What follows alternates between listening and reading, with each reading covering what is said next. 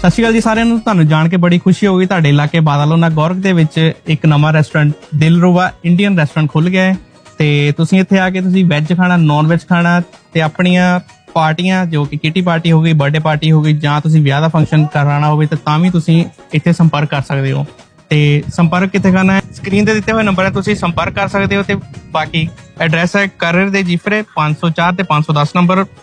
ਇਹ ਰੈਸਟੋਰੈਂਟ ਜਿਹੜਾ ਹੈ ਬਿਲਕੁਲ ਗੌਰਕ ਮੈਟਰੋ ਦੇ ਨਾਲ ਪੈਂਦਾ ਹੈ।